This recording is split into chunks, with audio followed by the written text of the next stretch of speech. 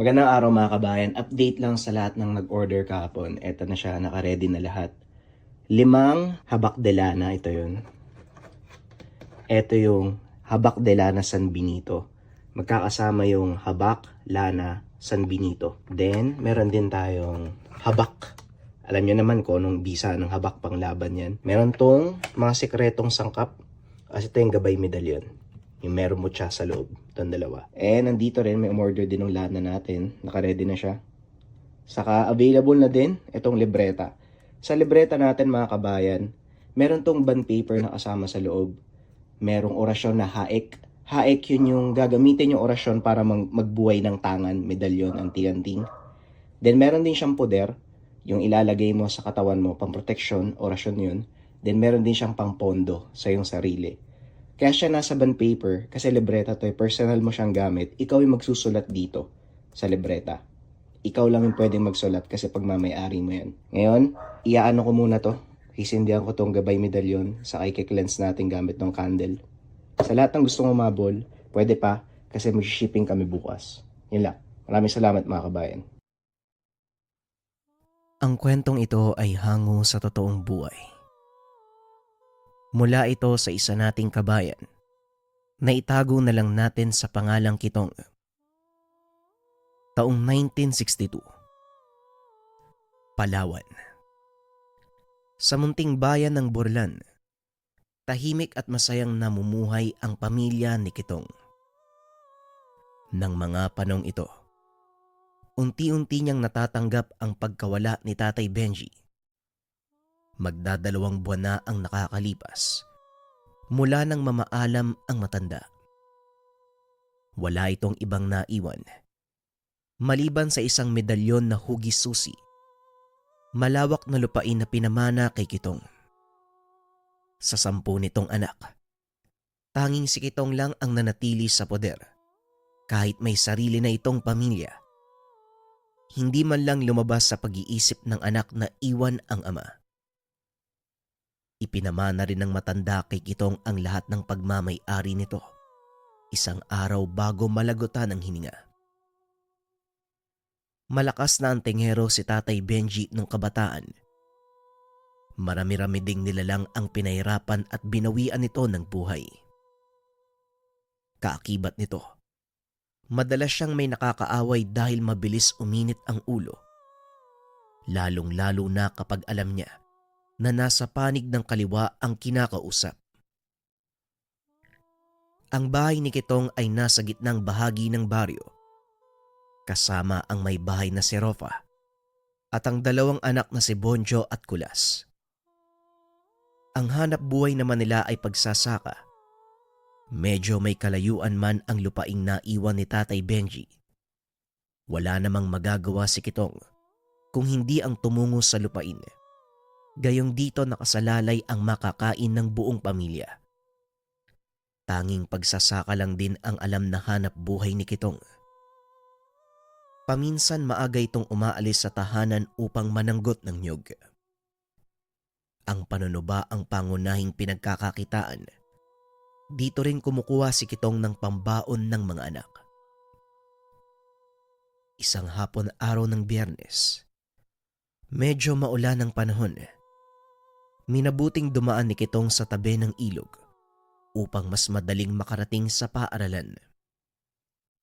Tuwing hapon kasi, bago ito umuwi ng tahanan, sinasadya muna nitong dumaan sa paaralan upang sunduin ang mga anak.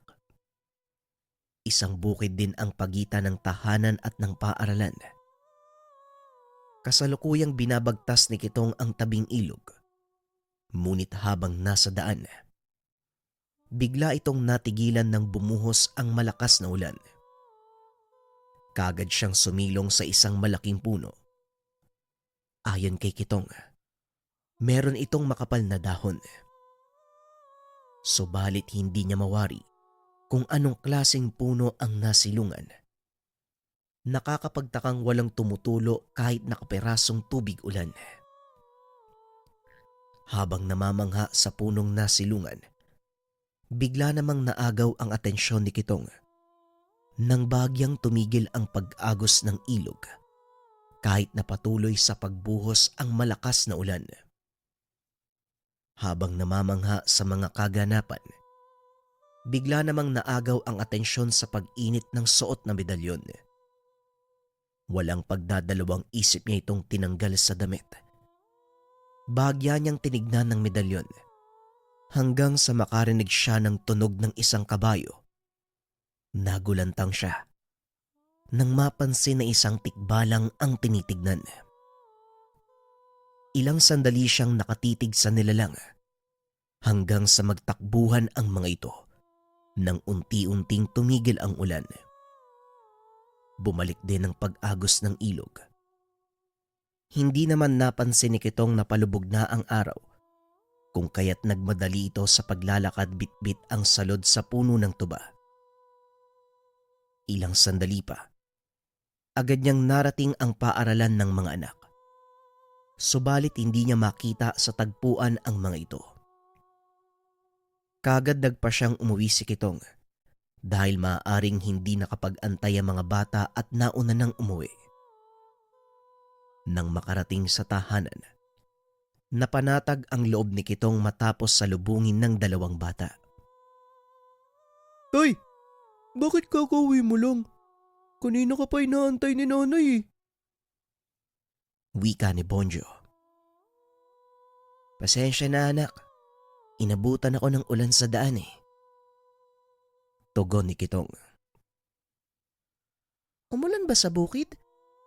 Alasya, punasan mo nga ng tuyong damit ang ulo mo at saka asikasuhin ng mga tuba. Wika ng kanyang asawa na si Rofa. Oo mahal, malakas ang ulan sa bukid. Sa ilog na nga ako dumaan para mas mapadali yung pag-uwi ko. Kaso bumuhos naman ang husto. Pansin ko din yung tuyong mga dahon sa labas ah. Hindi ba umulan dito? Tanong ni Kitong. Hindi naman. Buong araw ngang mainit eh. Tugon ni Rofa. Labis namang nagtaka si Kitong dahil sa lakas ng ulan na sumalubong sa daan. Bakit hindi ito umabot hanggang baryo? Muli ding nanumbalik kay Kitong ang mga nakita sa ilog. Naisip niya na marahil may kinalaman dito ang nakitang tikbalang. Hindi niya rin ito ibinahagi kay Rofa sa kadahilanang ayaw niya itong mag-alala. Nilinis niya ang dalang tuba nang magawa itong mapasa ng mag-ina sa bayan upang maibenta. Pagkatapos kumain ng hapunan, kagad pumasok sa silid si Kitong upang magpahinga. Sa kanyang pagtulog ay ang pagbisita naman ni Tatay Benji sa panaginip. Nagpakita ito sa isang batis habang suot ang isang makapal na baluti. May hawak na espada, medalyon na katulad na ibinigay kay Kitong. Anak, makinig ka. Mag-ingat ka sa mga taong nakakasalamuha mo. Naway magawa mong pangibabawa ng iyong emosyon. Huwag mo kong alalahanin dahil masaya na ako naninilbihan sa amang may likha. Wika ni Tatay Benji. Matapos itong masambit ni Tatay Benji, mas minabuti nitong sabihin kay Kitong ang 5 buhay na salita na siyang susi upang manumbalik ang dating lakas ng medalyon. Dagdag pa ni Tatay Benji, tuwing unang Biyernes ng bawat buwan lamang ito maaaring sambitin at iihip sa medalyon. Kinabukasan, tulad ng nakagawian, maaga pang nagising si Kitong upang tumungo sa bukid. Mag-aalas 5 pa lang ng umaga, ngunit tapos na ang pagkakape ni Kitong. Nakahanda na ang sanggot at salog. Habang nasa daanan, pansin ni Kitong ang iilang mga taong may bitbit na sako. Hindi naman bababa sa 5 ang bilang ng mga ito. Ngunit ang nakaagaw ng atensyon, ang sako nitong dala ay may tumutulong dugo. Kitang-kita rin ang mga humpak nitong muka. Nakapaakong maglakad at napakabaho ng mga amoy. Nung una, inisip ni Kitong marahil patay na hayop lang ang dala. Subalit nakumpirma niya na nanggagaling ang amoy sa mga taong nakasalubong dahil lalong naging mabaho ang amoy paglapit sa kanyang kinakatayuan. Ramdam ni Kitong ang muling pag-init ng suot na medalyon, kasabay ng pagtataka dahil hindi siya nakikita ng mga taong nasasalubong. Halos tumagal ng ilang minuto bago tuluyang nakalayo ang mga ito. Pagdating naman sa bukid, inakyat ni Kitong ang unang niyog. Labis ang gaan ng katawan ni Kitong, kaya't hindi na ito nagpahinga at patuloy na lang sa pagtatrabaho. Nung una, inisip ni Kitong na marahil maganda lamang ang tiyempo ng katawan. Subalit matapos sanggutan ang lahat ng niyog, hindi pa rin siya nakakaramdam ng pagod. Dito niya naalala ang suot na medalyon. Buong maghapon nang nagtatrabaho si Kitong sa bukid. Halos ubusin na nito ang sanga ng mga puno dahil sa plano niyang pag-uling. Pagdating naman ng 3:00, sinimulan ng tahaki ni Kitong ang daan pauwi.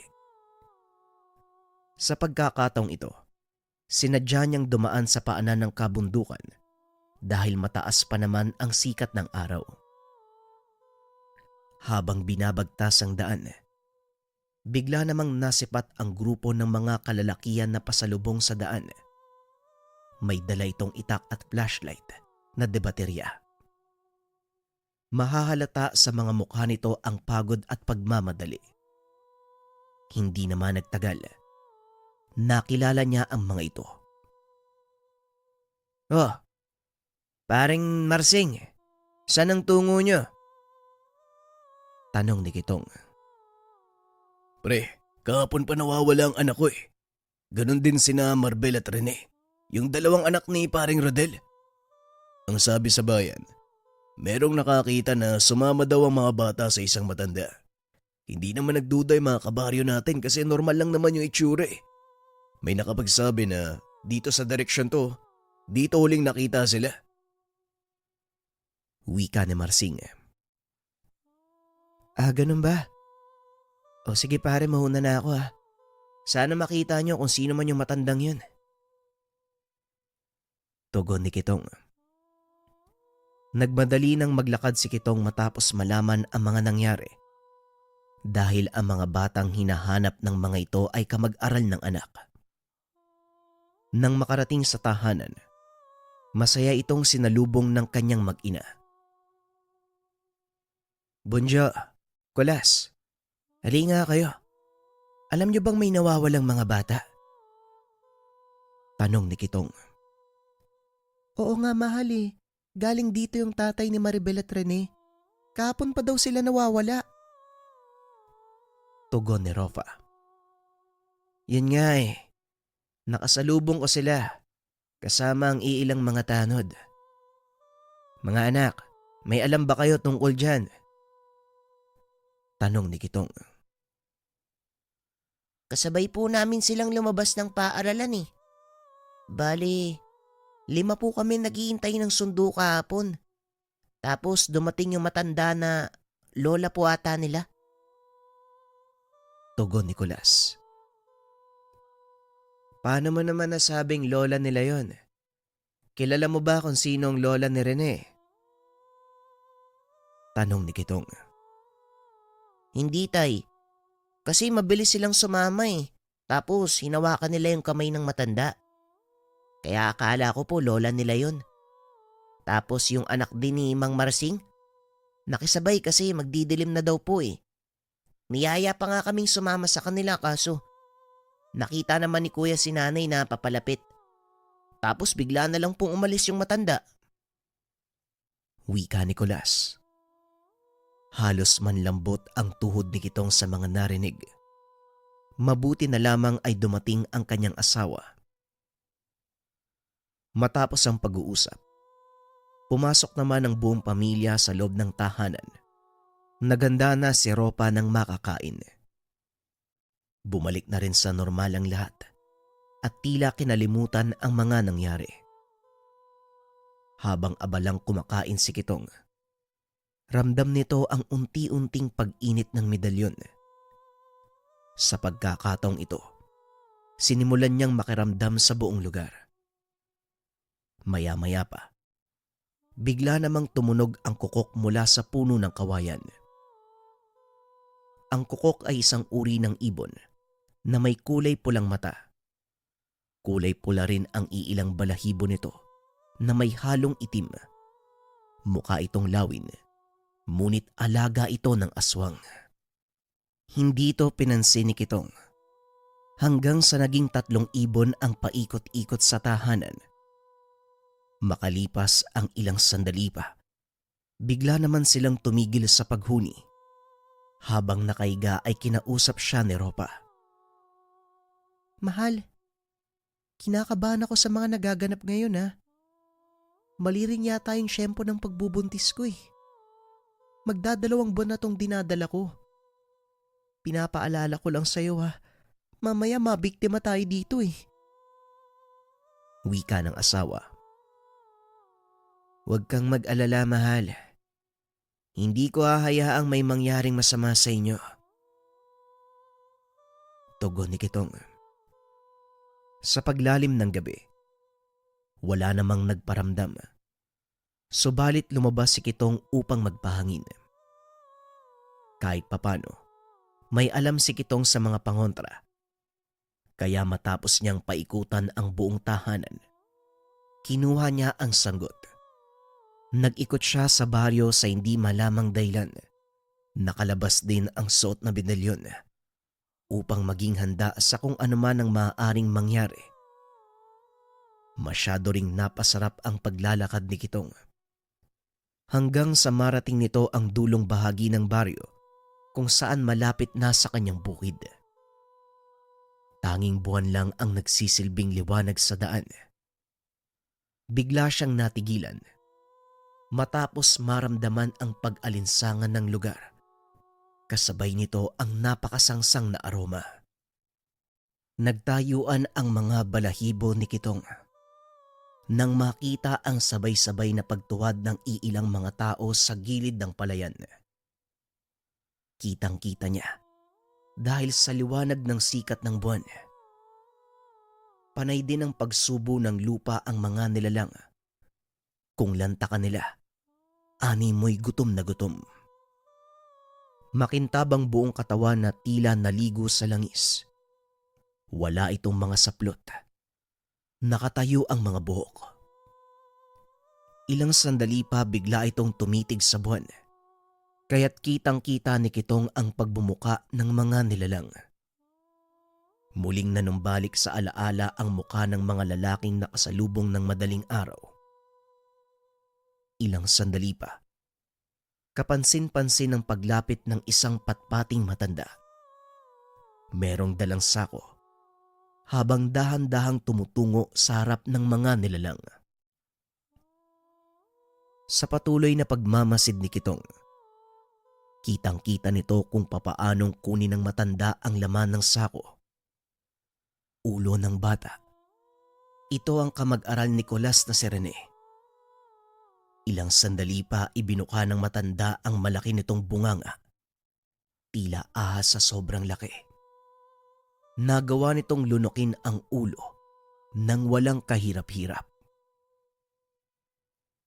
Makalipas ang ilang sandali, unti-unti namang nagsibukahan ng bunganga ng iilang aswang na kaninang nakatitig lang sa buwan. Bigla itong nagkumpulan sa harapan ng matanda. Dahan-dahang ibinuka ng matanda ang bunganga habang tumutulo ang itim na likido. Dali-dali naman itong sinalo ng mga aswang gamit ang kanilang bunganga. Kung titignan, animoy uhaw na uhaw ang mga ito. Sabik na sabik matikman ang likidong inilalabas ng matanda. Nang makainom ang lahat ng nilalang, isa-isang nangisay ang mga ito na animoy uod na binuhusan ng asin. Samantalang ang matanda naman, nanatiling nakatayo sa harap ng mga nilalang. Maya-maya pa, biglang naging pula ang mga nanlilisik nitong mga mata. Napunit ang mga balat. Nagpalit ng anyo bilang mga aso. Iba't ibang direksyon ang pinuntahan ng mga ito, hanggang sa ang matanda na lamang ang naiwan. Bigla itong tumuwad. Nakarinig si Kitong ng boses ng iilang tao na kasalukuyang dumadaan sa kahon ng palayan. Bigla itong napatitig sa mga daanan, bagyang kinabahan sa maaaring maganap. Subalit pagbalik niya ng tingin sa matanda, wala na ito doon sa lugar. Matyaga niyang pinagmasdan ng paligid, ngunit hindi niya na ito nasilayan. Hindi nagtagal, umuwi na si Kitong nang dahil sa takot.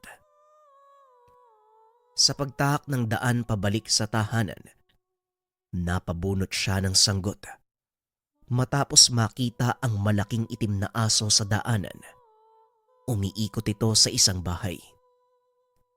Alam ni Kitong na may masamang balak ang nilalang, kung kaya't sinadya niya itong ikutan. Unti-unting pinunta ni Kitong ang likurang bahagi nito. Nang magkaroon ng pagkakataon, bigla namang napatigil sa paglalaway ang aso. Kalakip ang paghulog ng ulo nito sa lupa. Sinadya ring iwan ni Kitong ang ulo ng aswang sa gitna ng daanan upang magsilbing babala sa kalahi nito. Kinabukasan tulad ng dati, maagang umalis si Kitong sa tahanan. Sa pagkakataong iyon, sinadya niyang dumaan sa tabing ilog, kung kaya't hindi niya maiiwasan ang dumaan sa malaking puno na sinilungan nung umulan. Nang makalapit na sa puno, namangha si Kitong. Binabalot ng alitaptap ang itaas na bahagi ng puno. Subalit ang hindi niya napansin, merong nilalang ang namamahinga sa ibaba nito. Bigla namang napatigil sa paglalakad si Kitong matapos makita ang kulay puting tikbalang. Sa hindi malamang dahilan, bigla itong yumuko at nagsalita. "Ikinagagala kong makita kayong muli, mahal na prinsipe." "Ano? Sinong prinsipe? Ako ba yung kausap mo?"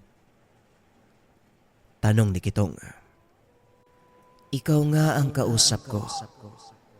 Kung iyong mamarapatin, hayaan mong ipaliwanag ko sa iyo ang lahat." Ayon sa tikbalang, nararamdaman niya ang presensya ng pinuno sa kaloob-looban ni Kitong. Sa pamamagitan ng medalyong hugis susi, nagiging isa ang espiritu ni Kitong at gabay na tikbalang. Dagdag pa nito, ang medalyon ay may kakayahang magbukas ng kabilang dimensyon. Kasama din ng medalyon ang gabay na tikbalang. Ilang henerasyon nang pumapalob sa medalyon ang espiritu nito. Labis naman ang pagkamangha ni Kitong matapos marinig ang ibinahagi ng tikbalang. Kaagad itong naglaho, pumasok sa loob ng puno.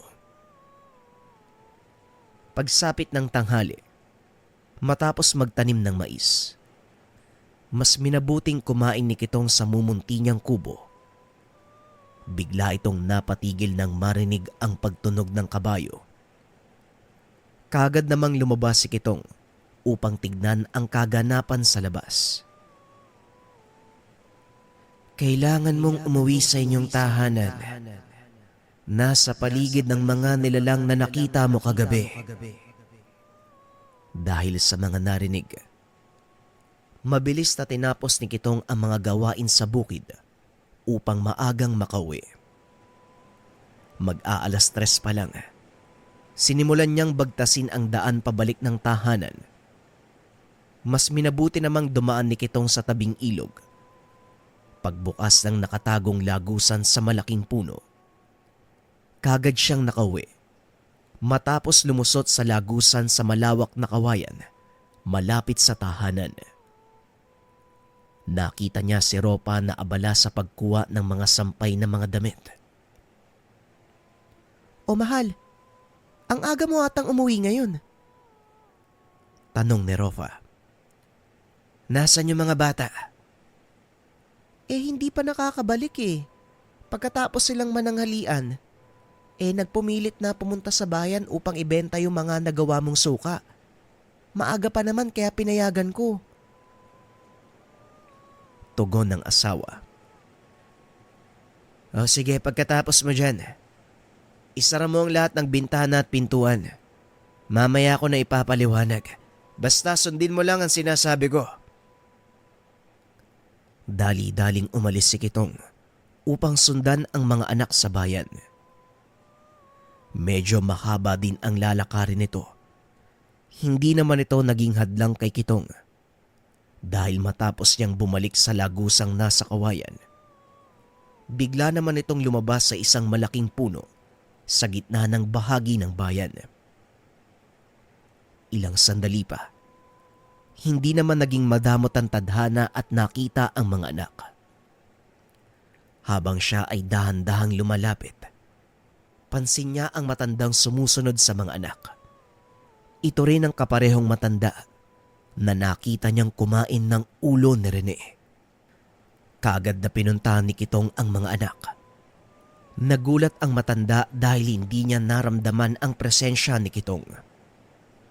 Nang makalapit, bigla namang uminit ang ulo ni Kitong, kung kaya't dinuro niya ang matanda. Hoy, kilala kita. Ayoko nang makita yung pagmumukha mo. Dahil kung hindi, mapipilitan akong pugutan ka ng ulo. Wika ni Kitong, sabay dura sa harapan nito. Hindi naman umimik ang matanda. Subalit kitang-kita ang galit nito dahil sa pambabastos na ginawa ni Kitong. Dali-dali silang lumayo upang umiwas sa gulo. Pagkarating sa tahanan, nagpausok si Kitong upang itaboy ang masasamang elementong umaaligid sa tahanan. Sa paglubog ng araw, matapos silang maghapunan, sinadya niya namang hasain ang sanggot. Pagsapit ng saktong 8:00, rinig niya ang pag-alulong ng mga aso. Panatag naman si Kitong na hindi makakapasok ang mga nilalang sa bakuran dahil puno ng makabuhay ang bawat bakod.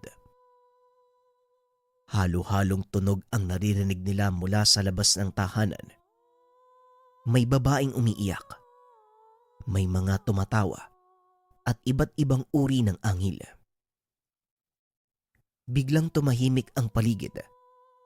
Ramdam ang pag-init sa buong lugar at pagkalat ng napakabahong aroma. Mahal, paglabas ko ng tahanan, siguraduhin mong nakasara ng maayos ang pintuan. Kahit anong mangyari, huwag kayong lalabas ng bahay. Huwag kang mag-alala. Uubusin ko mga demonyong yan. Wika ni Kitong. Paglabas ito ng pintuan, nakita niya ang matanda sa labas ng tahanan. Bumubuka ang bibig nito na tila ba inaantay siya. Naglalaway. Nanlilisik ang pulang mga mata. Nakataas ang lahat ng buhok. Ikaw ang dahilan kung bakit nawala ang isa sa aking mga kalahi. Pero walang problema. Dahil higit pa sa inaasahan ko ang magiging kapalit. Wika ng matanda. Manahimik ang demonyo ka. Dahil kagaya ng apo mo, ganon din ang sasapitin mo. Tugon ni Kitong. Susugod na sana si Kitong. Ngunit napansin niya na maraming aso ang nag-aabang sa likod ng matanda. Hanggang sa nakarinig siya ng boses. Magtiwala ka. Hindi ka mapapansin ng mga yan. Wika ng tikbalang. Kagad lumapit si Kitong. Laking gulat niya dahil hindi siya nakikita ng mga nilalang. Mabilis niyang pinugutan ng ulo ang malalaking aso. Sinubukan pang gamitin ng mga nilalang ang kanilang pang-amoy. Ngunit hindi nila makuha ang bakas ni Kitong. Nagsipulasan ang mga ito. Ngunit patuloy lang sa paglagas ang kanilang pangkat.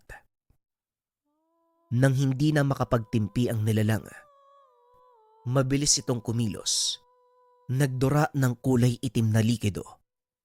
Tumama ito sa katawan ni Kitong na siyang nagpakita sa kanyang kinaroroonan.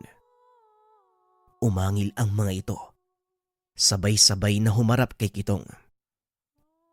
Hindi niya naman napansin ang pag-atake ng asong nasa likuran, kung kaya't nagawa siyang makagat sa likod. Nung una ay walang epekto kay Kitong. Animoy kumakagat lang ng goma ang mga aso. Subalit sa dami ng kanilang bilang, unti-unti nang nakakaramdam ng galos ang buo niyang katawan. Tuloy-tuloy sa pagkagat at pagkalmot ang malalaking aso. Ramdam ni Kitong ang hapdi sa tuwing dumadampi ang mahaba nitong kuko at pangil. Napapagod na din si Kitong hanggang sa maramdaman niya ang pagyanig ng lupa. Nagtalsikan ang mga nilalang dahil sa lakas ng pagkakasipa ng gabay na tikbalang. Hindi naman nagsayang ng pagkakataon si Kitong. Ibinaling niya ang atensyon doon sa matanda. Mukha na itong aso at punong-puno ng balahibo. Sinugod niya ito, subalit mabilis na nakaiwas ang nilalang. Hanggang sa may kung anong pumapasok na orasyon sa kanyang isipan, inusal niya ito doon sa medalyon. Nagtaka ang matandang aswang. Hindi na naman niya nakita si Kitong. Tatakbo pa sana ito palayo. Subalit bigla siyang natigilan. Nahiwa ang kanyang tiyan.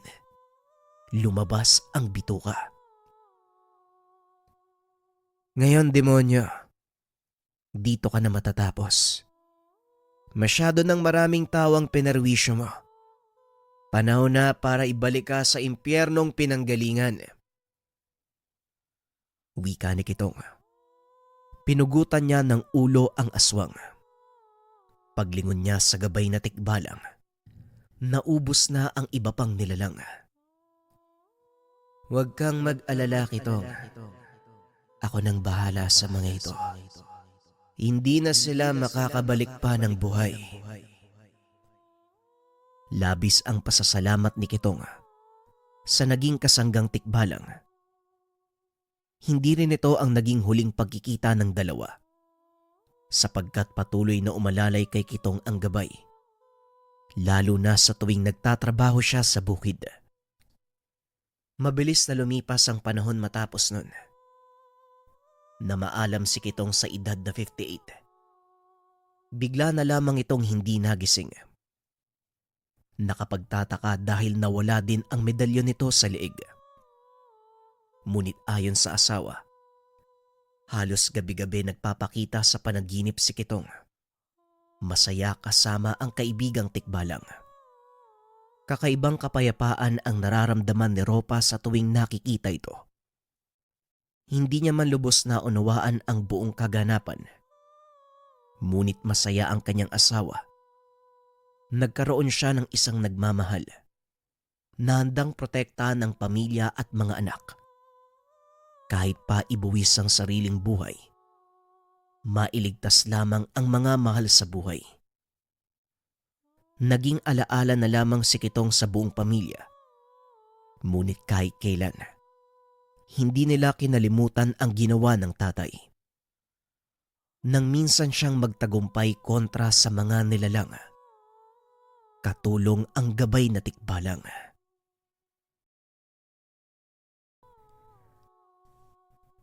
Ang kwentong ito ay hango sa totoong buhay.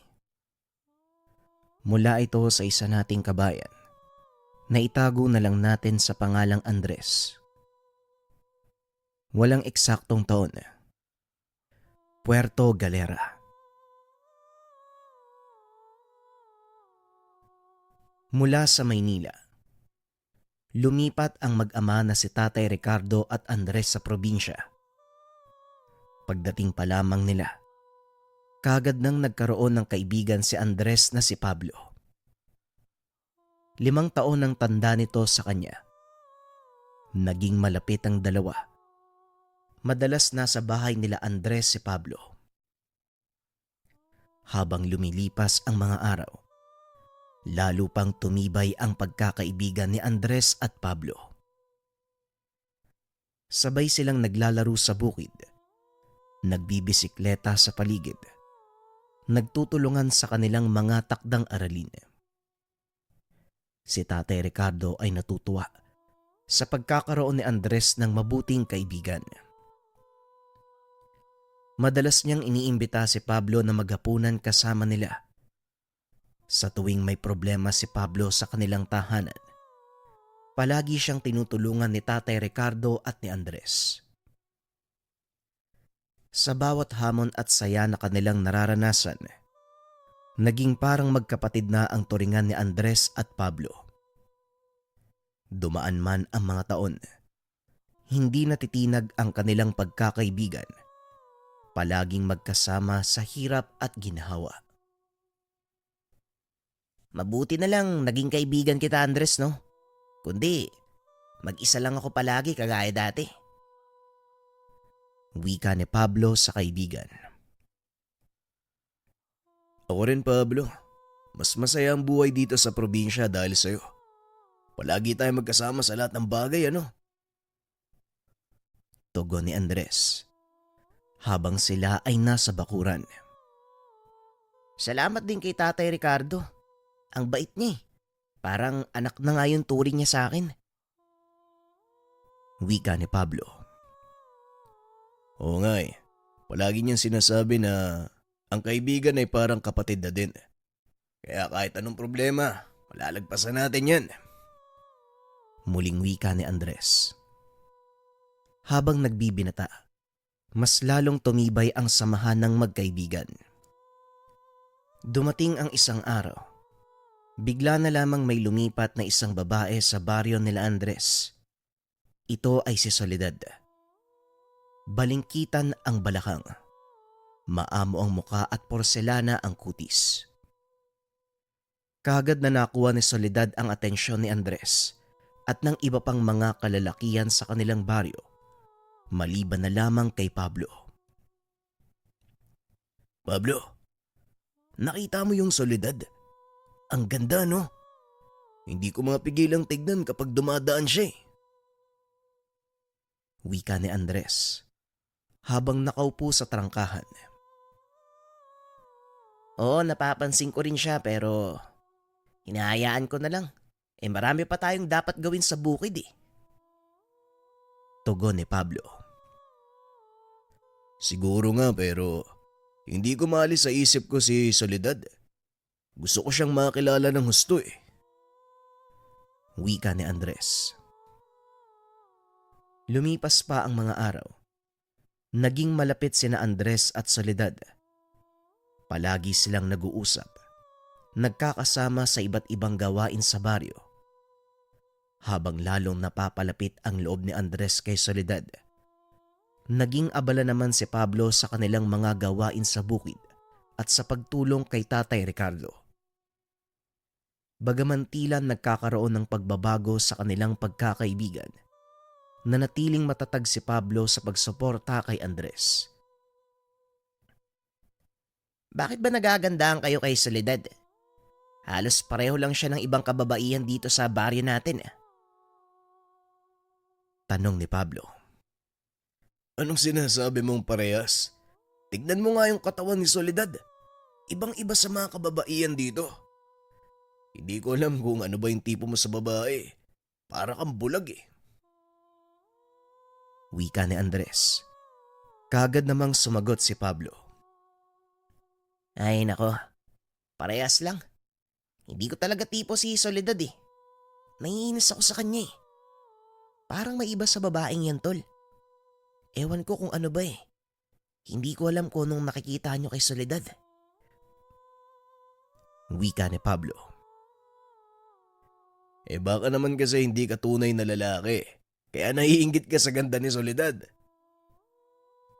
Pabirong wika ni Andres.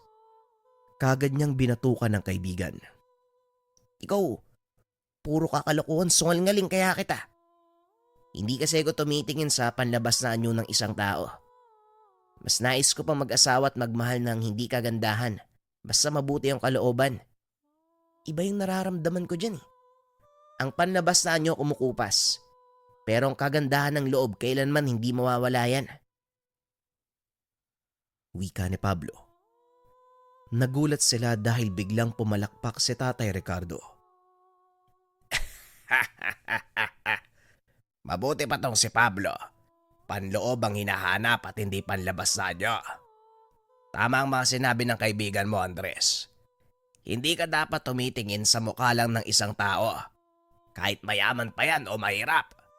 Tandaan mo, dapat pantay-pantay ang pagtingin natin sa ating kapwa. Wika ni Tatay Ricardo. Napakamot na lang sa ulo si Andres. Ay naku, ano bang laban ko sa inyong dalawa? Kung sa bagay may punto nga naman kayo. O mula ngayon babaguhin ko na yung pananaw ko sa buhay. Papakinggan ko kayong dalawa. Wika ni Andres. Yan, ganyan dapat. Mas mabuti kung lagi nating susuriin yung pagkatao kaysa sa panlabas na anyo.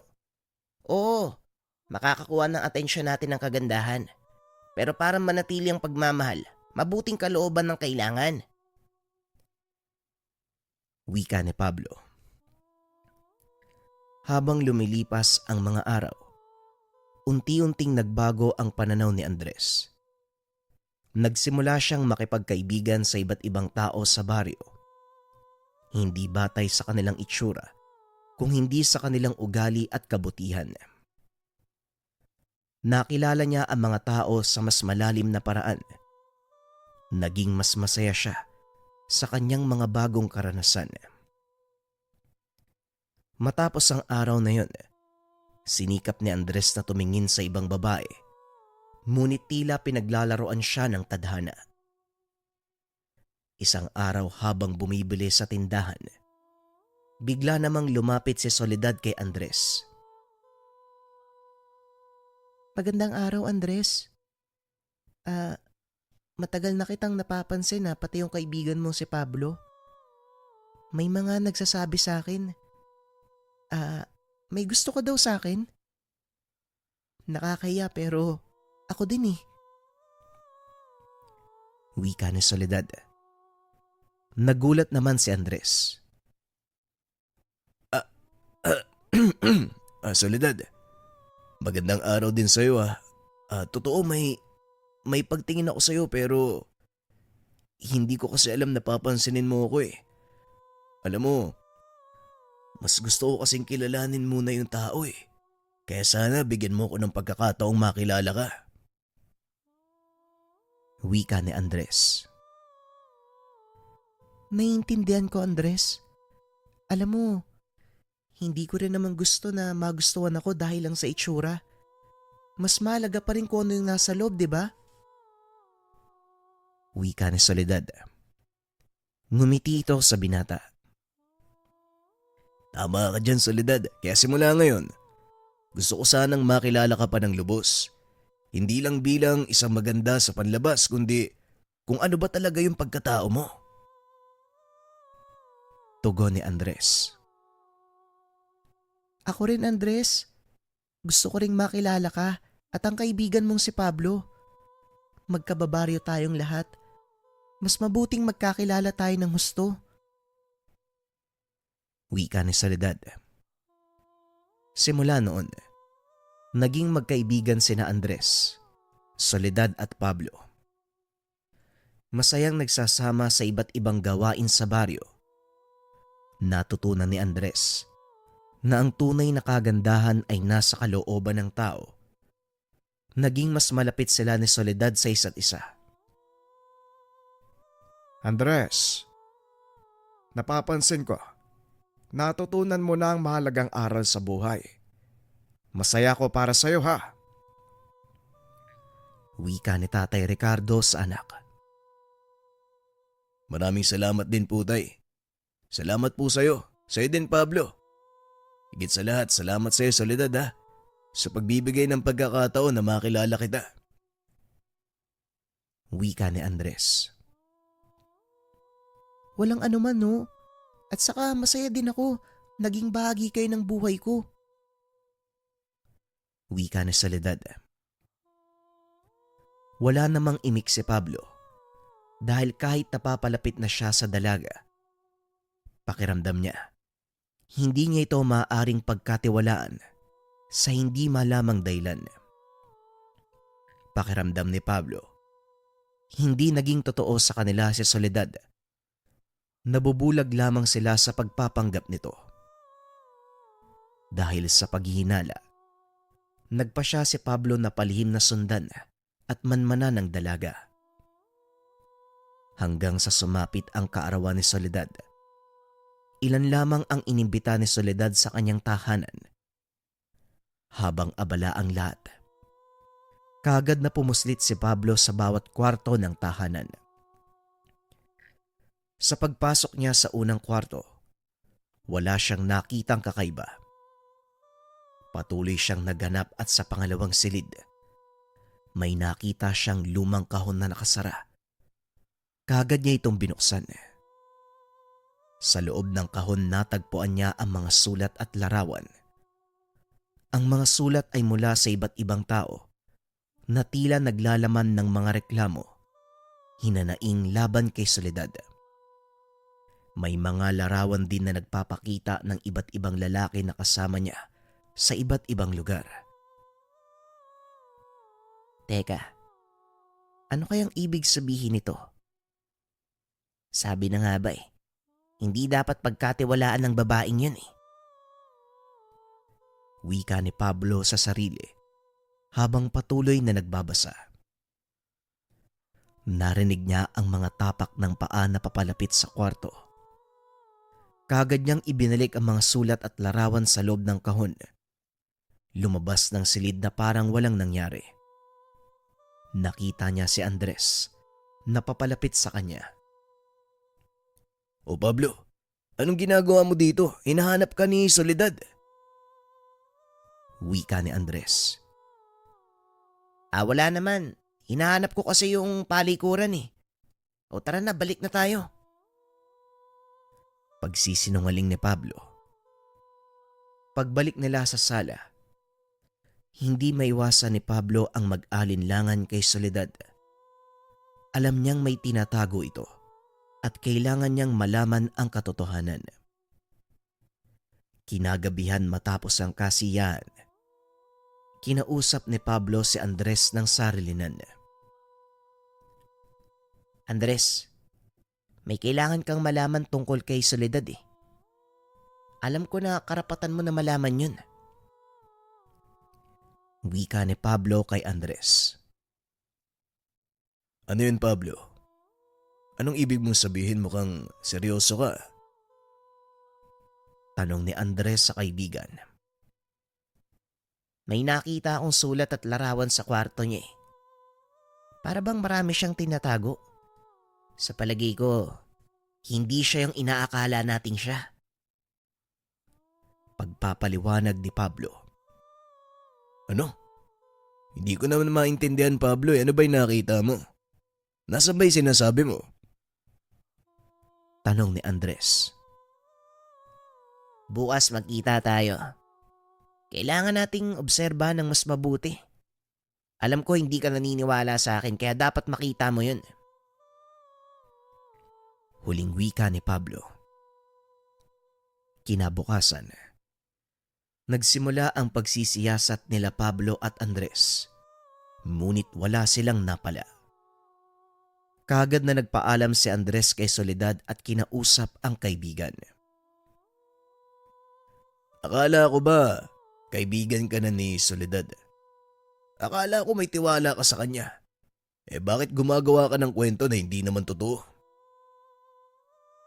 Tanong ni Andres kay Pablo. Alam ko yung mga nakita ko, hindi ako nagsisinungaling pare. Kung hindi ka naniniwala sa akin, wala akong magagawa. Mukhang nabulag ka na ni Soledad. Wika ni Pablo. Ikaw lang naman ang nagsasabi niyan, Pablo. Kung ayaw mo kay Soledad, wala akong magagawa. Pero yung gagawa ka pa ng kwento para makasira, hindi maganda yan. Mas mainam siguro, lumayo muna tayo sa isa't isa. Wika ni Andres. Hindi na sumagot pa si Pablo. Matapos ang araw na yon, hindi na muling nag-usap sina Pablo at Andres. Sakto namang kinakailangan ng pamilya ni Pablo na umuwi ng probinsya dahil kaarawan ng lolo ng binata. Pagdating nila sa probinsya, kaagad silang sinalubong ni Lolo Luis. O apo, mabuti naman at napadalaw kayo dito sa bahay. Wika ni Lolo Luis. Siyempre naman po lolo, kaarawan mo eh. Wika ni Pablo. Ipinagdiwang ng pamilya ang kaarawan ni Lolo Luis. Kinabukasan matapos ang handaan, napansin ni Lolo Luis na malungkot ang apo. O apo, may problema ba? Pansin ko na yan pagdating mo pa lang dito eh. Wika ng lolo. Hindi na napigilan ni Pablo ang sarili. Kaagad na pinaliwanag ang mga nangyari. Nalungkot si Lolo Luis sa mga sinabi ng apo. Simula po nang dumating si Soledad dito, nararamdaman ko po merong kakaiba eh. Para bang nagbago din yung ugali ni Andres. Wika ni Pablo. Soledad. Teka, parang naaalala ko yan ah. May larawan ako dito ni Soledad. Nanggagayuma yan ng halos lahat ng kalalakihan sa kabilang baryo. Wika ni Lolo Luis. Kaagad na kinuha ang larawan. Pinakita sa apo. Opo lolo, siya nga yan. Yan po si Soledad. Paano po kayo nagkaroon ng larawan niya? Tanong ni Pablo. Kaming mga albularyo sa iba't ibang dako ng lugar, binabalaan ng isa't isa upang hindi na maulit ang mga nangyayari sa biktima. Lalong-lalo na dyan kay Soledad. Bukod sa panggagayuma, meron siyang lahing aswang. Sa oras na makuha niya ang tiwala ng biktima, doon niya papatayin. Wika ni Lolo Luis na siyang ikinagulat ni Pablo. Kung ganun, pwede pong mapahamak yung kaibigan ko. Kailangan ko siyang tulungan lolo. Wika ni Pablo. Kaagad na gandang bumalik si Pablo sa kanilang baryo kasama si Lolo Luis.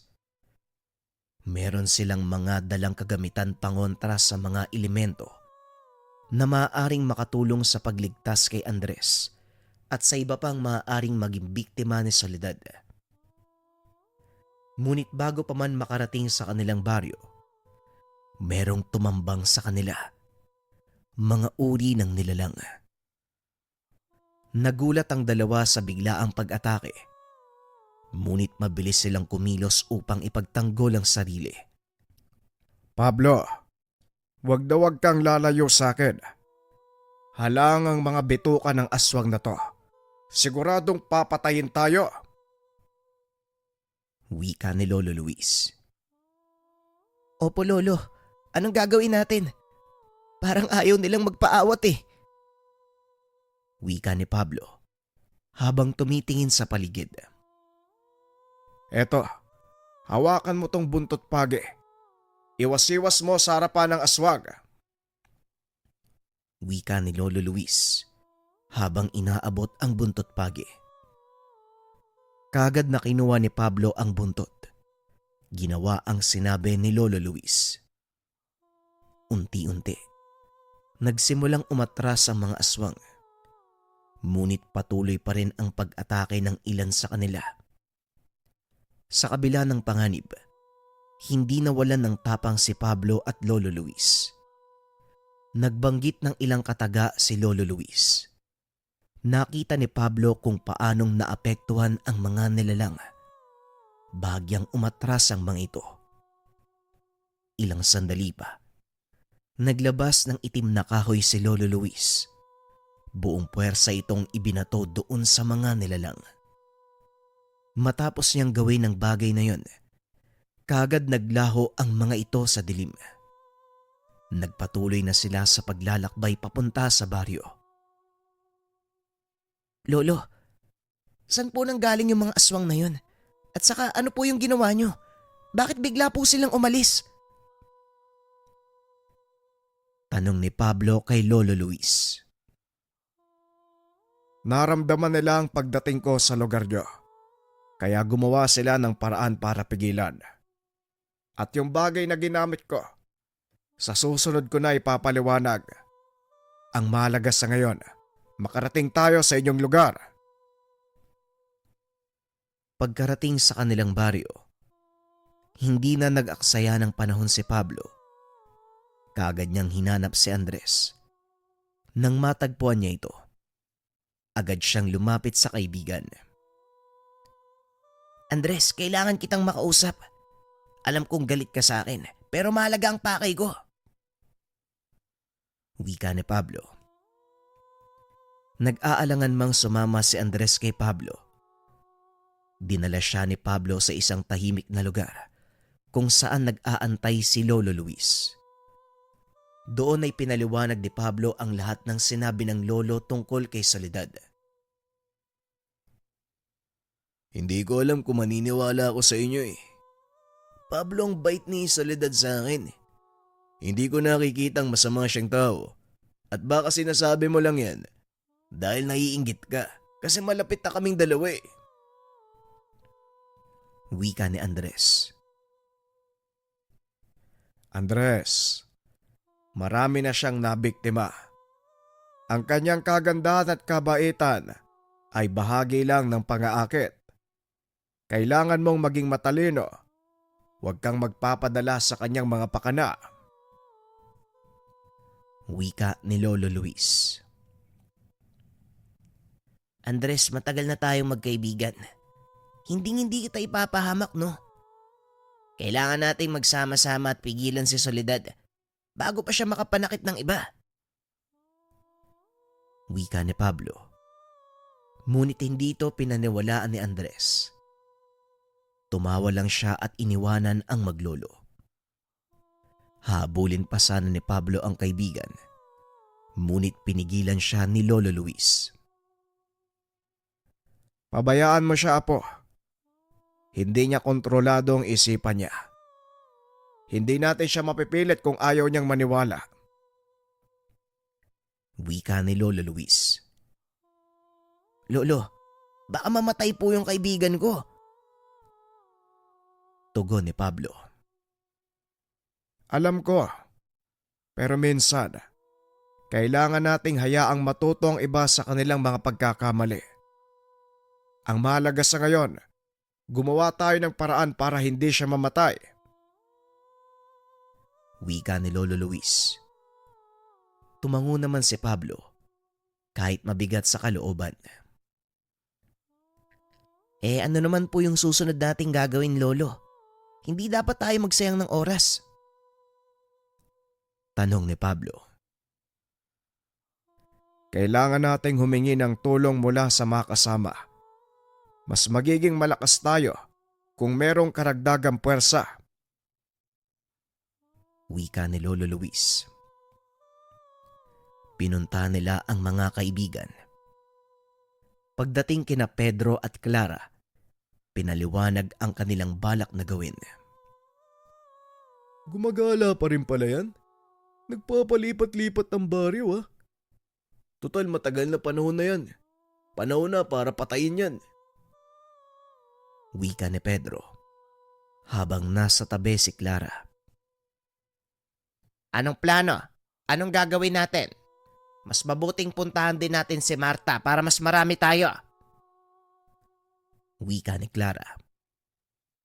Pinuntahan nila ang tahanan ni Aling Marta.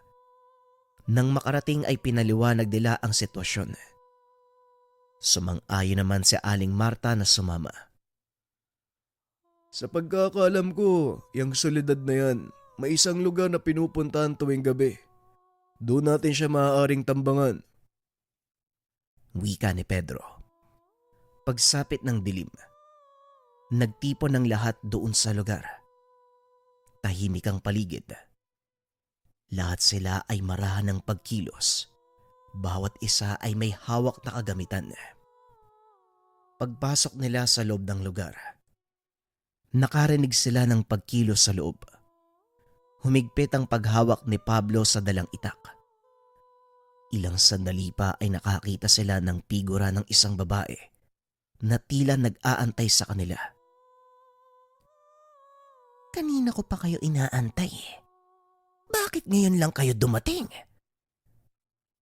Wika ni Soledad.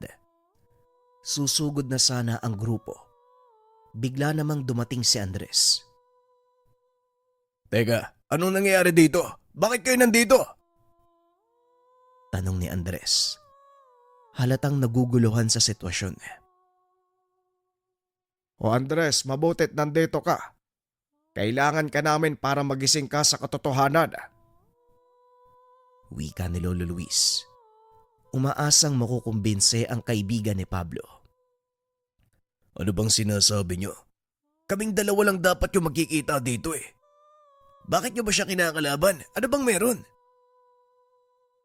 Tanong ni Andres. Na tila hindi pa rin naniniwala sa kanila. Bigla na lang silang dumating dito, Andres eh. Pinagbibintangan nilang aswang ako eh.